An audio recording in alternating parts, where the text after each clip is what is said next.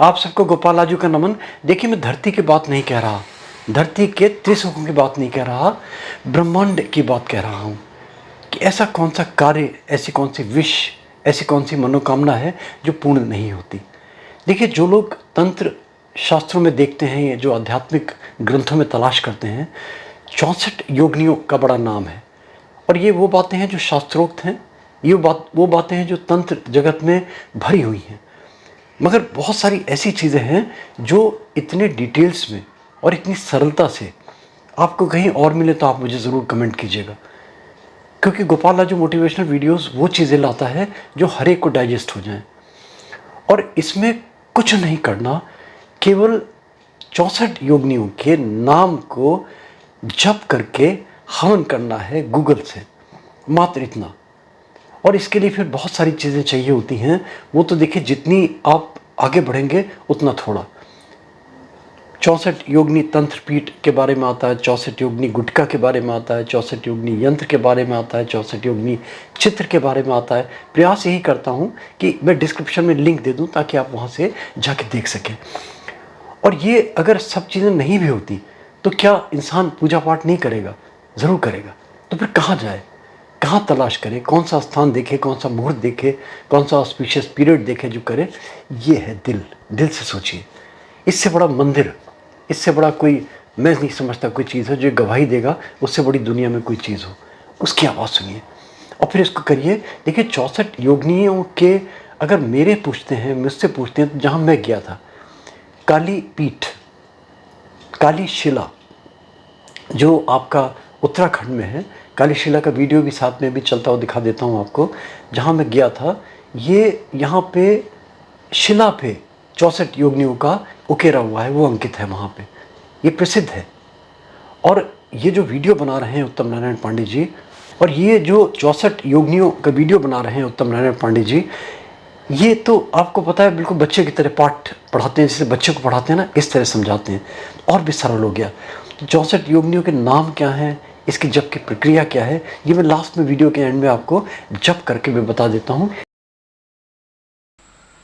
Shri Sitaram. Gopal Raju motivational video के लिए मैं उत्तम नारायण पांडे। तंत्र साधनाओं में जिनकी जरा सी भी रुचि है, वे योगिनियों से अपरिचित नहीं है। मुख्य रूप से योगिनियों की संख्या 64 मानी जाती है।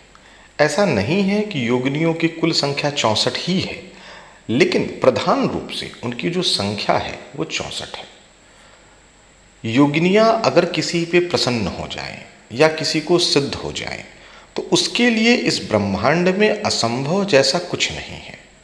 अत्यंत प्राचीन काल से तंत्र की जो शाक्त परंपराएं हैं या जो शैव परंपराएं हैं, वो योगिनियों की कृपा प्राप्ति के लिए विविध उपक्रम करती आई हैं।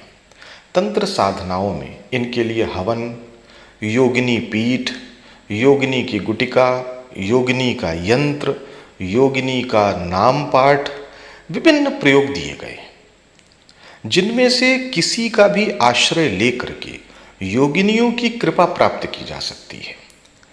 दुर्भाग्य ये है कि वर्तमान समय में योगिनी की साधना को प्रामाणिक रूप से बताने वालों की बहुत कमी है, और उससे भी कमी श्रद्धा और संयम के साथ इसको करने वालों की है। तो गोपाल राजू मोटिवेशनल वीडियो के माध्यम से ये एक प्रयास है कि जिनकी भी 64 योगिनी में रुचि है या जो भी इसमें आगे बढ़ना चाहते हैं, उनके लिए ये एक ऐसा सरल मार्ग है कि जिसमें खतरे नहीं के बराबर हैं, और अगर श्रद्धा से कोई करता है तो उसको इसका लाभ अवश्य मिलेगा। योगिनियों के संबंध में सबसे पहले जानना जरूरी है योगिनी पीठ। योगिनी पीठ क्या है? योगिनी पीठ एक वो विशेष स्थान होता है जहां कारण विशेष से योगिनियां युग युगांतर तक सदैव वास करती हैं। वहां पे अगर किसी भी प्रकार के योगिनी से संबंधित मंत्रों का जप किया जाए, नाम का पाठ किया जाए, या किसी भी अन्य मंत्रों का पाठ, जप, अनुष्ठान, हवन, पूजन किया जाए, तो सामान्य स्थान की तुलना में अत्यंत शीघ्र वहां सिद्धि प्राप्त होती है। अगर मैं योगिनी पीठ की चर्चा करूं तो काशी में प्रधान रूप से जो योगिनी पीठ है वो मणिकर्णिका के ऊपर है, जिसके संबंध में स्कंद पुराण के काशी खंड में भी वर्णन है। स्कंद पुराण के काशी खंड का अध्याय 45 अगर आप देखेंगे, उसमें अध्याय 45 का श्लोक संख्या 54, जिसमें कहा है कि अग्रे कृत्वा स्थिता सर्वास्था काश्याम मणिकर्णिका, यानी योगिनियां काशी में मणिकर्णिका के ऊपर निवास करती हैं। वर्तमान में ये जो स्थान है ये मणिकर्णिका घाट के ऊपर अमेठी के महाराजा द्वारा बनवाया हुआ जो बाला त्रिपुर सुंदरी मंदिर है उसमें ये पड़ गया है। बाला त्रिपुर सुंदरी मंदिर करीब 250-300 साल पहले का बनाया हुआ मंदिर है। कलाकृति तो अत्यंत सुंदर है, लेकिन अब वो बहुत जीर्ण शीर्ण हो चुका है। ये जो फोटो आप देख रहे हैं ये वहीं उसी स्थान का है। तो पहला तो जो जागृत योगिनी पीठ है वो काशी का मणिकर्णिका घाट पर बना हुआ ये स्थान है।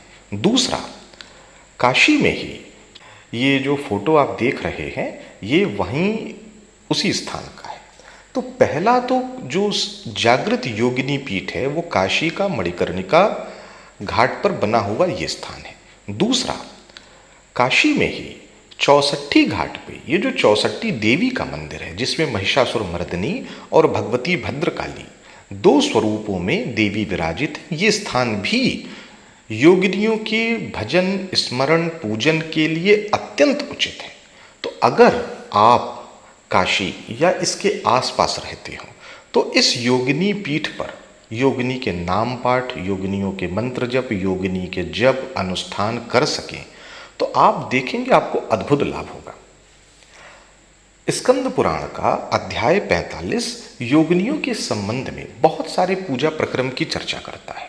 उसमें एक पूजा प्रक्रम ये है, अध्याय 45 का श्लोक संख्या 50 और 51 कहता है कि जो योगिनियां हैं 64, इनके नाम के प्रारंभ में प्रणव यानी कि ओम लगा के और अंत में चतुर्थी विभक्ति युक्त करके, यानी जैसे अगर पहली योगिनी है गजानना तो ओम गजाननायै स्वाहा या ओम गजानना देव्यै स्वाहा, ऐसे करके बेर के जो छोटे बेर होते इनके बराबर शुद्ध गाय के घी में गुग्गुल को मिला के आहुतियां दी जाए इन योगिनी पीठ पर। जैसे 64 छोटे छोटे गूगल की गोलियां बना ले, उसको गाय के घी में मिला ले, और बेल की लकड़ी, गाय के गोबर के कंडे या आम की लकड़ी को शुद्ध कपूर से जला के जैसे हवन करते हैं, ऐसे अगर ये केवल आहुतियां दी जाएं तो उनको सिद्धि लाभ होता है। 51वां श्लोक कहता है कि उनको सिद्धि लाभ होता है, जो जो सिद्धि चाहते हैं वो सिद्धि उनको प्राप्त होती है। तो इतना सरल विधान है कि केवल नाम मंत्र से, आहुति देने मात्र से योगिनियां वहां प्रसन्न होकर के सिद्धि प्रदान करती हैं। और अगर हम श्लोक संख्या 45, 46, 47 देखें अध्याय 45 का, तो वहाँ है कि धूप दीप बलि उपहार द्वारा योगिनी की पूजा अगर की जाए, इससे वो प्रसन्न होकर के कामना पूर्ति करती है। 3 विशेष समयावधि का भी उल्लेख है वहाँ। शरद काल में, यानी जो नवरात्रि का समय शारदीय नवरात्रि का होता, उस समय योगिनी पीठ पर योगिनियों की पूजा करके, आदिशक्ति पराम्बा भगवती की पूजा करके घी से भी जो हवन करता है उसे सर्व प्रकार की सिद्धि प्राप्त होती है। एक, आश्विन शुक्ल प्रतिपदा यानी नवरात्रि के पहले दिन से नवमी तक योगिनी की पूजा करने से वो अभीष्ट प्रदान करती है। और इसके अलावा कोई भी कृष्ण पक्ष की चतुर्दशी के दिन पूरे दिन व्रत रह के योगिनी पीठ पर अगर रात्रि जागरण करते हैं तो उनको भी अनंत फल की प्राप्ति होती है।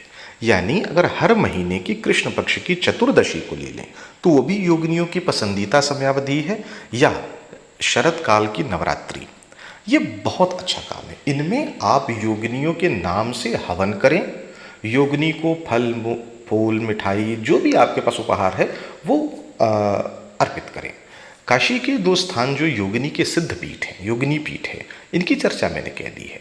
बहुत सारे योगिनी के पीठ है, मध्य प्रदेश में भी हैं, लेकिन जहाँ मेरा निज अनुभव है उसकी चर्चा की है। ये वीडियो, ये फोटो जो आप देख रहे हैं ये काशी के ही है। एक तो ये है। दूसरा, अगर आप हवन नहीं कर सकते तो केवल आप ये जो 64 योगिनियां हैं इनके नाम पाठ करें।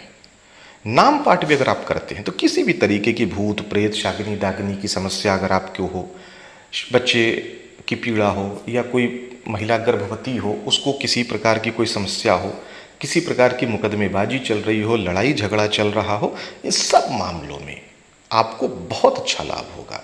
वर्षों अगर आपने बहुत सारे उपाय किए हैं, आपको अगर लाभ नहीं हो रहा, तो आप देखेंगे कि ये 64 योगिनियों के मात्र नाम पाठ से आपको जबरदस्त लाभ होने वाला है। नाम पाठ की ये जो व्यवस्था है, ये अध्याय 45 के ही श्लोक संख्या 34 से लेकर के 41 तक 64 योगिनियों के नाम दिए हैं। वो नाम पाठ मैं आपको भी पाठ करके बता भी दूंगा, आप इसको पाठ कर सकते हैं प्रतिदिन। चौखंबा प्रकाशन जो वाराणसी का है, उन्होंने जो स्कंद पुराण प्रकाशित किया है, उसके जो काशी खंड है उनमें भी आपको मिल जाएगा। या गीता प्रेस ने एक काशी दर्शन करके एक छोटी सी पुस्तिका छापी है, उसके पृष्ठ संख्या 122 पे भी ये मिल जाएगा। तो आप इन दोनों में से कहीं से भी ये पाठ ले सकते हैं, और अगर आपको न उपलब्ध होता तो आप मुझे मैसेज लिख देंगे या संपर्क कर लेंगे, मैं आपको उपलब्ध करा दूंगा। आप इसका पाठ करें। हाँ, इनमें ध्यान रखने की बातें क्या है?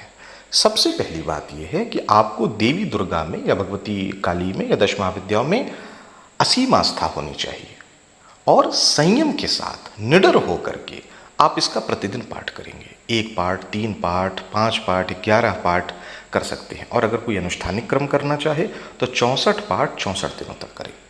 ये अगर आप करते हैं तो आपको एक तो बड़े असामान्य से अनुभव भी होंगे। तो आशा करता हूँ ये 64 योगिनियों के जो नाम हैं, इनको मैं सरल करके हिंदी में पढ़ दे रहा हूँ, बस आपको ऐसा ही पढ़ना है। गजानना सिंहमुखी गृध्रास्या काकतुंडिका उष्टग्रीवा हयग्रीवा वाराही शर्भानना उलूकिका शिवारावा मयूरी विकटानना अष्टवक्रा कोटराक्षी कुब्जा विकटलोचना शुष्कोदरी ललज्जिह्वा शवनद्रष्टा वानरानना रताक्षी केकराक्षी बृहत्तुंडा सुराप्रिया कपालहस्ता रक्ताक्षी शुकी शैनी कपोतिका पाशहस्ता दंडहस्ता प्रचंडा चंडविक्रमा शिशुघ्नी पापहंत्री काली रुधिरपायिनी वसाधया गर्भभक्षा शवहस्ता आंत्रमालिनी स्थूलकेशी बृहत्कुक्षी सर्पास्या प्रेतवाहना दंदशूककरा क्रौंची मृगशीर्षा वृषानना व्यात्यास्या धूमनीश्वासा व्योमैकचरणा ऊर्ध्वदृक्तापनी शोषणी दृष्टि कोटरी स्थूल नासिका विद्युत प्रभा बालकास्या मार्जारी कठपूतना अट्टहासा कामाक्षी मृगाक्षी मृगलोचना। ये काशी खंड के अध्याय 45 के श्लोक संख्या 34 से 41 का हिंदी अनुवाद है। तो आप वैसे संस्कृत में भी नाम तो नाम ही रहते हैं, कोई इसमें परिवर्तन नहीं। आप इस नाम पाठ को करें और इसका लाभ लें। सीताराम।